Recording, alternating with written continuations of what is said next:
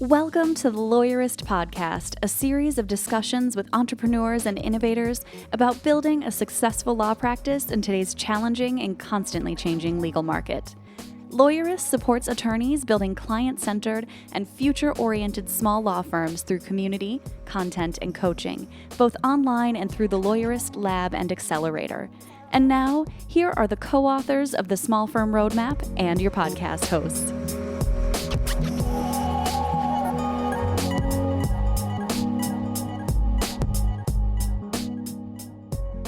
Hi, I'm Sam Glover. And I'm Aaron Street, and this is episode 269 of the Lawyerist Podcast, part of the Legal Talk Network. Today, Sam and Stephanie will be having a discussion about how your law firm can adapt to today's new work-from-home environment as of the last couple weeks. If today's podcast resonates with you and you haven't read the Small Firm Roadmap yet, you can get the first chapter for free right now at lawyerist.com/book. Today's podcast is brought to you by Smith AI, Rankings.io, Text Expander, and Back Office Betties. We wouldn't be able to do our show without their support, so stay tuned. We'll tell you a bit more about them later on. So in the midst of all of our societal chaos and upheaval and disruption and transition, we hope that all of you are doing well as best you can. Please let us know if there are things we can do to help you right now and help your law practice get through all of this and adapt in ways it needs to. And there is no reason for us to belabor this intro too much, since the meat of today's episode is Sam and Stephanie talking about all of these things. Yeah, and we've got a brief sponsored conversation with Maddie Martin with a tip from Smith AI, and then my conversation with Stephanie. Hi, I'm Maddie Martin, Head of Growth and Education for Smith AI. Hi, Maddie. Welcome back. We've got an awesome tip today that was prompted by Smith.ai's new availability. So you've got extended hours. You've had extended hours for live receptionists. They go until like midnight Eastern, I think. And now you've got website chat, which is both staffed and AI and is 24/7. And you learned something interesting when talking with one of your customers. So maybe you could tell us about what happened, and then we can talk a little bit more about it. Yeah, absolutely, Sam. And thanks for having me. So I was talking actually with Mark Homer, who's the CEO and founder of Get Noticed, Get Found, and they're a law firm marketing agency. And they obviously are very aware of and monitoring the Google My Business profiles for their law firm clients. And recently heard from one of them that they got a new client after updating their hours based on their outsourced call service hours from us. Right. Because they were the only business when a client was searching for a law firm that showed hours extending past 5 p.m. And if you imagine the client who is also probably working 9 to 5, just as most law firms are, they were able to contact only this law firm that had hours past 5 p.m. And they won that client simply because of their ability to respond after work. That's so smart. And I bet a lot of people don't think about updating their business hours to the hours when they are responsive, when they have a receptionist who's available. But yeah, most law firms' business hours are the same as their core client base. And so when people get home, if they Google you, every firm is closed except for those who have updated their hours to be consistent with what their receptionist's hours might be. Super smart. It's an incredible competitive advantage because what we know from the Clio report is that 2 out of every 3 potential clients base their decision to hire on the firm's initial responsiveness to that phone call. Totally. And if every firm is closed, then they will probably, fill out a form or leave a message with one of those firms. But if one of the firms says that they're open and responsive and they can call or use a website chat or submit a form and expect maybe they'll get a response that evening, that's tremendous. You're definitely going to be the one that they call, I think. 9 times out of 10 is my guess. Yeah, absolutely. And what's really amazing is that if you at least present the opportunity to receive that phone call, then you're able to get that client who may not know more about your business other than you're just the one that they can call right now. Because I think there's often the feeling that, maybe if it's not personal injury or something really unbelievably urgent, that client is willing to wait. But the fact is that even if it's not urgent, it's urgent because it's on their mind right now and they want to, and they consider getting in touch with an attorney the first step to a resolution, right? Yeah. So it's when it's on their mind, they want it to be off their mind and on your plate as the law firm owner. And whether you have your Smith AI receptionist call back and initiate intake right away if they're comfortable getting a call back, or if you wait until the morning and do it yourself, whatever. I mean, they've taken that first step. Now they're in your pipeline. They're wanting to receive a phone call from you or an email or whatever. They want your response. That's a great tip. So if you're using a receptionist like Smith AI, update your business hours in Google My Business. It might make a difference for you. That's super cool. Yeah, I think one of the most amazing things is that we can do a lot during that call. So we can not only take a message after hours, right? We're screening, scheduling, doing basic intake. We can also, if we've scheduled a consultation for you, send those detailed directions prior to the consultation, maybe that next day because you're not on at 7 p.m., and they will be more prepared for that consultation. So we can take care of a lot of that initial work for you. Very cool. So to learn more about working with Smith AI, use the code Lawyerist100 at smith.ai. That's the website address. And if you use the code Lawyerist100, you'll get $100 off when you sign up. Maddie, thanks so much for being with us today. Thanks for having me, Sam.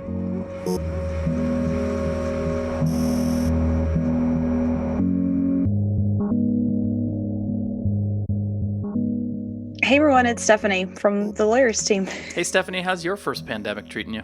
I don't know. I was about to say I've seen better, but I haven't seen any. So that's not a good way of saying totally. it, is it? It's difficult. How about that? Yeah, no, I think this is probably the same for you. My kids' school is canceled for the next, I guess when this podcast airs, will be 1 week in. So they'll have 2 more weeks to go, including spring break. And the buzz is that it might not be reopening this school year. So that's crazy. My wife and I are both working from home and doing our best to follow the guidelines and isolate ourselves. So yay for everything. Yeah. And at the time that we recorded this, a week ago, I was putting the final touches on having our in-person LabCon event here in Atlanta. It did happen. It just didn't happen live. We converted it to a virtual event. But it just feels like so much, just thinking about a week ago, that feels like forever ago. It feels like so much has changed. Let's talk about that for a minute, because it turned out virtual LabCon was a awesome experience. Yeah. Like we had 50 plus people on video, mostly engaging in much the same way that we would have at an in-person LabCon event. And it was really amazing. And we pulled that together in just a few days of planning. It was pretty crazy. It was. I mean, our team just responded and went into overdrive, and you were like developing things on the fly, which was We did build some software on the fly. That's true. we looked at what do we do in a live room, and then we were like, how can we recreate that? And so we were playing virtual games and having, breakout discussions and doing a lot of the things that we would do when we were in person, but just online in a virtual room. And it was pretty amazing, I got to say. It was. I feel good about it because I think we modeled for our community how to just keep going in a crisis, which there was a moment for us that I'm not even sure any of us took notice of at the time, but I've just been reflecting on this, and you decided we're still having LabCon. We're just doing it online. And all the rest of us just accepted that and then went to work figuring out how we can make it great. And one of the things that I've noticed happening is a lot of people aren't deciding to go forward, right? I noticed this on the first day of LabCon, at least in the morning, that the question people were asking themselves is, how do I put my practice on hold for the next few weeks or months? Not how do I continue? And I think that's what made LabCon work, was we decided to continue without, I'm not even sure there was a question in your mind. We were just going to go ahead and do it. But I think everyone listening, everyone who has a business, everyone who has a life, needs to decide to continue, not just put their life on hold. And I feel like that's step one here. Yeah, for sure. And it was never a question of whether, it was never going to be canceled in my mind. It's funny that you reflected on that, because I knew that wasn't. But if you think about it, we've been talking about this and setting ourselves up for this for a long time. No, we've been doing virtual meetings with our team internally and with our community members in small groups for a couple of years now, at least. Yeah. And I had already been sketching out how we would do a virtual event, not necessarily LabCon, but I had just been thinking about, we already do a ton of training online, and it was like, how can we take that and expand upon it and turn it into a one-day event? So it was great. And the fun thing is there was just so much energy in the room, even though we were not together. Even though we were in different rooms. Yeah, there was a lot of energy in a lot of different rooms Yeah. that was coming together online. Yeah. And I think it was a testament to that you can recreate things online that you didn't realize. And I think that was kind of the big aha moment for a lot of people, because I saw the comments coming in, and even some of our labsters were like, when you said this was going virtual, I was really super skeptical. I didn't think it Mhm. was going to work. And then they were like, you kind of blew me away that this actually not just worked, but I mean, like, it worked well to the point where this may be something we do in the future, and that we just always have a virtual LabCon 2 times and live LabCon 2 times. I don't know. I Right. haven't said that to the leadership team yet, but that's what I'm thinking. Well, so let's pivot this to talking about what lawyers need to be working on right now, because I think that's really key. And the number one thing to keep business going is you need to get your head around doing video meetings. Yep. And doing them well, and with as little friction as possible, right? Because like that was the key to LabCon, is everything worked really well. Like almost nobody had technical difficulties.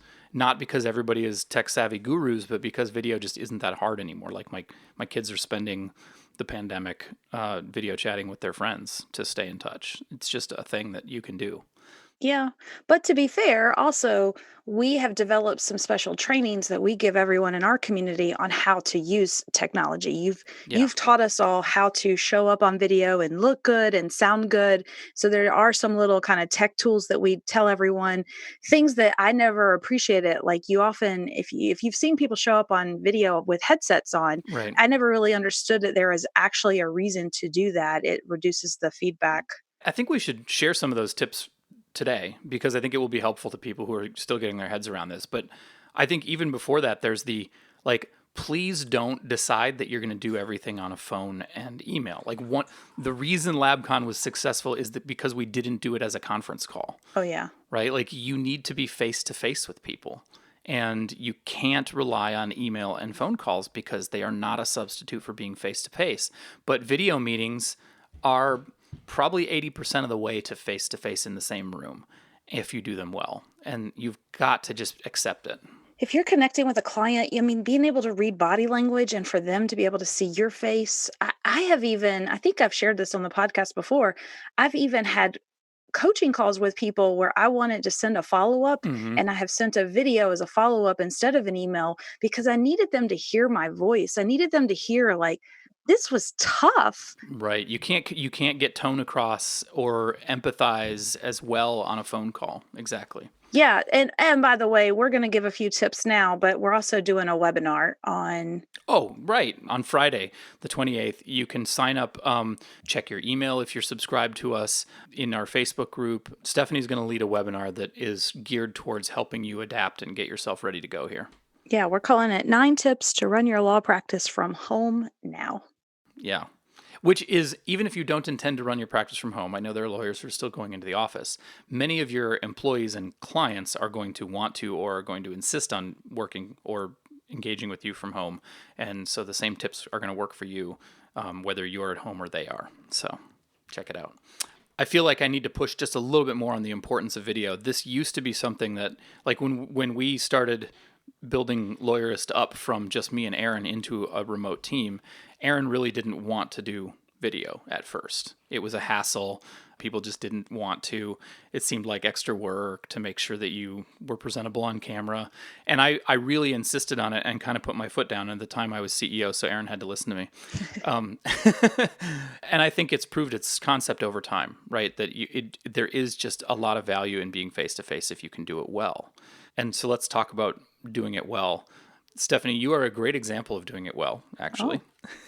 I learned. I will confess, I didn't like it at first either. I was like, oh, do I sound weird? Do I look weird? I don't know. This is strange. I mean, there is a little comfort level, but once you do them every day, all day, you get past that. Yeah, I organized my tips on this into a couple of different things. I think they boil down to just where you put your camera, how you look and sound. It's basically like positioning your camera, good lighting, good background, and use a headset are the core tips. Absolutely. And, at LabCon, we have more tech savvy, or they've been dragged kicking and screaming into video because we've made them in lab. But the number one thing is like get your camera up to eye level. There are definitely a lot of people who I video chat with where I'm staring up their nostrils and looking at the cobwebs in the corner of their room. Right. And, really look at your background. And there's going to be some grace right now because everyone's kind of working from home unexpectedly, and Yep. you might have just not had any time to prepare. But it's a good idea if you can, if nothing else, get a neutral background. If you have a blank wall that you can set yourself up in front of. But if you're going to shift and do this more long term, having a nice background that matches the brand of your law firm and the image you're trying to portray to your clients becomes super important. And even at LabCon, we had one session, a breakout, where the people were like, how does my background look? And people are like, well, you could move this here. What if you put another picture there? People don't see their own backgrounds. And it's like, would you meet with somebody in your bedroom? If not, don't video chat from your bedroom. Right. It's a little weird when you see people show up like in bed. Yeah. Like you're like, okay, hey, how's it going? Is this professional? So I've been having a lot of fun with Zoom's virtual backgrounds. Yes, you have. And I'm doing it fun. You can also do it in order to cover your own background and present something that you've chosen. For example, you could take a picture of a part of your office and use it as a virtual background in Zoom, which is kind of neat. I don't know. What did you think about that, Stephanie? Does it work or? It's better than, a really, I don't know, bad background. Yeah. It was kind of fun, and you kept changing it up, and I mean, in a fun way. Like, yeah, it was a group where I felt comfortable having fun. So. And part of our brand too. I mean, if you were on with I was about to say, not really with us. If I'm with a client, I probably wouldn't have, my aquarium background. Yeah. Yeah. Or Cowboy Bebop or whatever. Yeah. But maybe you would. I mean, if that's your personality and that's your brand and that's what your clients come to expect, then that's okay. But I think that's just kind of the important piece to remember is what image do you want to portray? Because just like someone's walking into your office and you might have given a lot of thought to how your lobby looks and how your office looks and your conference room looks, the same holds true now for your background. The shining example of how to do it perfectly is like Mark Homer from GNGF, who had, clearly this was set up for video and it was beautiful. His camera was a high-end camera that was focused on his face. And so the background had that nice bokeh blur effect. The lighting was perfect. His camera was at eye level. He had an external microphone. You don't have to get to that level of polish, but it was a really good example for that. With a little bit of effort, you can really get to the top of your game here. Yeah. And we've recently updated the content on our website for tech that you need as a minimum to get going. Yeah. If you go to our legal technology page, I've put together a list of stuff that you need to do to work remotely. Is that lawyerist.com/technology? It is. Yep. Oh, good. Yeah. I guessed right. Lighting is really something that people underestimate the importance of. Just shine a light at your face. That's all. Otherwise, you look washed out or you're a silhouette, and that's no good. It makes a big difference. Yeah, just those few things, just shining a light at your face, plugging in some headphones with a microphone so that there's no audio feedback and so that your voice is a little bit better quality. Taking a moment to focus on your background, those things make a huge difference for working from home. And then just getting comfortable with your video software. Jennifer was a wizard in Zoom over the last couple of days, and you're a wizard in Zoom as well. Just not having that PowerPoint moment where you're chuckling about the slide projector not working. Right. It conveys to your clients, this is something we talked about a lot at LabCon, is the importance of conveying to your clients that, no, I got this. We're fine. I can keep doing the things that you need me to do. Just click here to meet with me instead of driving into my office. No big deal. Yeah. I think no big deal is a really powerful message right now. Yeah, we talked about that a lot the past couple of days. Just keep calm. You are the leader, both for your team and for your clients. And you need to be portraying that leadership right now. It's going to be so important. Mm-hmm. We need to take a quick break to hear from our sponsors. And when we come back, we'll continue our conversation. Support for today's episode comes from Back Office Betties, the only virtual receptionist company exclusively dedicated to small law firms that offers unlimited calls. Betty's boutique service boasts customized call handling and virtual assistant services provided by highly trained, relentlessly friendly team members ready to help grow your firm even when you're out of the office. Visit backofficebetties.com/lawyerist to get a free 1-week trial and use the promo code podcast to receive $150 off your first month of service. Support for today's episode comes from Rankings.io, a search engine optimization agency working exclusively for personal injury law firms. Simply put, Rankings.io helps personal injury law firms dominate first-page rankings. You'll never have to chase them for an update or hunt them down for an answer. Your clients expect you to be accessible, and Rankings will meet that standard for communication and transparency. You'll have a full team of SEO specialists fighting to put you at the top of Google search results. Personal injury lawyer SEO is all they do, so all their processes, playbooks, and people are completely focused on generating qualified cases for your firm. Best of all, you'll be one of an elite few. Delivering exceptional service and results requires focus, so Rankings.io carefully vets clients before accepting them. It's an ideal fit for growth-oriented personal injury law firms. To see if you're a fit, visit rankings.io/lawyerist to get started. Lawyerist podcast listeners can get 20% off an SEO discovery audit using coupon code Lawyerist. Boost your productivity and save time typing with Text Expander. You can make your own snippets or share and manage snippets for your firm with Text Expander for Teams. You'll reduce errors and increase productivity. Text Expander can save you so much time, it's like getting an extra employee. Text Expander is available for Mac, Windows, iPhone, iPad, and Chrome. Show listeners get 20% off their first year. Visit textexpander.com/podcast to learn more and get your discount. So maybe, should we shift? Yeah, absolutely. Well, you were mentioning resources on Lawyerist. We are, as a team, we've dug in and are adding, in light of the current pandemic, what are some things that lawyers are especially needing help with? And obviously, we heard a lot about that over the last couple of days. We know anyway. And so we've been updating a lot of our pages, and we've been publishing posts along the lines of the legal technology page where we're just including, like, here's what you need to know right now in order to get yourself moving and adapting to what's happening in the world right now. Yeah, I think there's two other things that are super important right now. Mhm. So we talked about tech. You've got to be remote ready because that's just a thing now. I think it's unavoidable to expect, there's going to be an economic impact as a result. And we don't really know how big that is yet because we don't know if restaurants and bars in the world are shut down for, 2 weeks or 2 months. Yeah. As a former restaurant owner and as someone who works a lot with that industry, 2 months for most small businesses and restaurants especially will be tough. The other day, the Fed chairman said we're definitely going to experience a contraction. My pessimistic is hearing recession because Right. how could it not? And so the reason we're talking about this right now is not to spell doom and gloom for you. What we've been talking about is a shift or change means people need help. Yes. And luckily, so you're lawyers, you're the helpers in the room, right? Like people are going to be looking to you now more than ever for help, but you might need to think differently about what kind of help do they need? What kind of help can you provide? And how much are they going to be able to pay for that? It doesn't mean you have to shut down, because I heard too from some folks like, oh, people aren't going to be able to pay my rates anymore. There was a really profound shift from like day 1 to day 2 of like, my practice is over, I might as well just lay down and close my business, to, oh my God, you're right. People are going to need my help just in different ways. Right. And this is in a way, like I woke up this morning thinking, maybe this is finally what kills the billable hour, and hallelujah, I've been waiting Yeah. for it. And that would be the best birthday gift ever. So, Oh yeah, happy birthday, Stephanie. oh, thank you. As of this recording, it is your birthday. Yeah, it won't be when you guys hear this, but that's okay.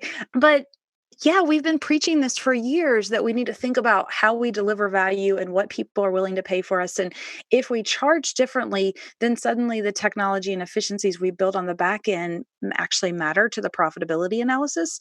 So this is your opportunity to shift and pivot and to think like a leader and start thinking now about, what does help look like? How do people need your help, and what can you Mhm. provide for them? And it might look very differently than what you do now. It may be your core skills. Your practice area might not change. It just might be that you shift your packaging and your offer and how you Mhm. talk about your value. And I think there's huge opportunity there, and that's work we can get started on right away. Yeah, one of the resources pages that we're overhauling is the one about the ideal client. Your ideal client is all of a sudden looks different in ways that impact how you can reach them and how you can help them, And going through that exercise of figuring out, by the time this airs, you can go to that resource page and get the materials and see. But like going through that exercise of reimagining, interviewing your clients, interviewing people, figuring out what their new challenges are, what's going on in their lives, and then figuring out how you can continue to meet their goals. Like somebody who's in the middle of a divorce doesn't want to stop. Somebody who's in the middle of a lawsuit still needs the payoff or the settlement. They still need the peace of mind and the resolution. Somebody who's trying to negotiate a deal still is hoping to find out what they can salvage from that. And they need your help to do it. But their profile has changed. What makes them a client has changed. What their needs and concerns are has changed. If they're a restaurant owner, they need to get out of this problem, or they need to get paid what they can in order to get through the next few weeks. And so their priorities may have changed, their timeline may have changed, their everything may have changed. So it's a good time to sit and think and reflect about how you can serve them better and in what different ways. I think a lot of people are worried that this just means that people aren't going to want to pay as much, which is understandable, don't you think? Yeah, it may be. It may be that and so our finance page we've updated it as well. There are some things you should be doing as a business owner to get your business recession ready. I'll just use the R word in case it's coming. And by the way, the things in the recession ready plan are things that every good business Right. owner should be doing anyway. And that's what I kind of love about all the things we're talking about right now is pandemic or not, they all apply. Just it's really urgent right now. But ideally, you've taken our advice and you have some cash reserves and you can withstand a slowdown. Even if you can't, there's some steps you can start taking immediately to think about lines of credit, to think about your credit cards, but also to shift your payment terms, how often you're invoicing, what your AR process looks like. Like, go ahead and get your business set now and be ready. And so maybe people will pay less. That doesn't mean you're not going to be financially stable or profitable. Like, again, remember, if people want less or you charge less, then you provide less. Like all of the equations get impacted here. So don't think of this, siloed.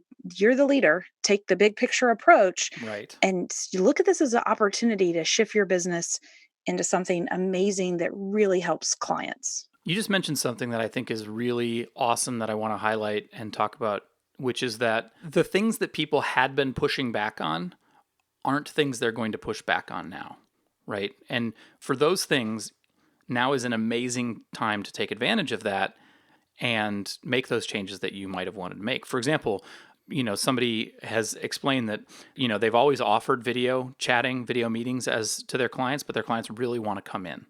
Well, nobody wants to come into your office right now. Everyone will accept video meetings right now. So it's a great time to introduce that technology to them, which may be something you wanted to do anyway. And as was pointed out, like every time people are forced into a new pattern or a new way of doing things, some people decide they really like it.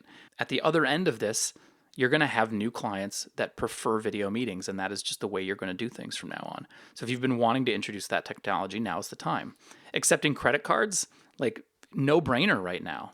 Getting around the city and checking the mail that everyone else has touched is something that is a little bit riskier than usual right now. And maybe it's not a big deal for you, but checks and waiting for checks and going into the office when you're trying to isolate at home are all things that are a little bit riskier than usual. And maybe you don't want to do it. So accepting credit cards is a no-brainer.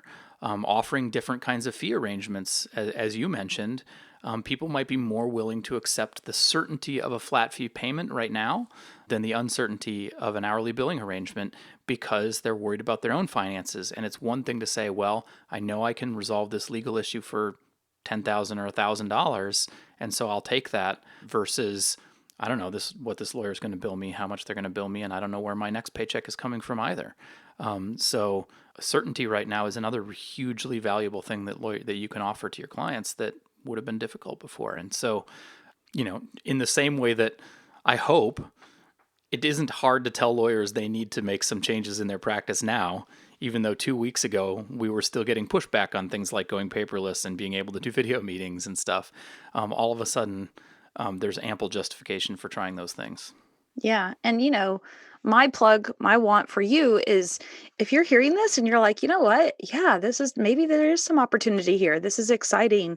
Then, love to connect because we want to build the community of people who see this as an opportunity and we want to help navigate this process with you because we see it as an opportunity. Mm-hmm. I for sure do. And I think if you're having trouble seeing the opportunity, reach out. Reach out to other lawyers, reach out to us. join the Facebook group, consider Lab, consider the, show up to the webinar, reach out to friends and colleagues and ask them what their needs and concerns are. In isolating yourself, if you are, don't isolate yourself, right? Yeah. Still be social, still get out there, still take advantage of connections and community. Don't isolate yourself. I mean, isolate yourself physically.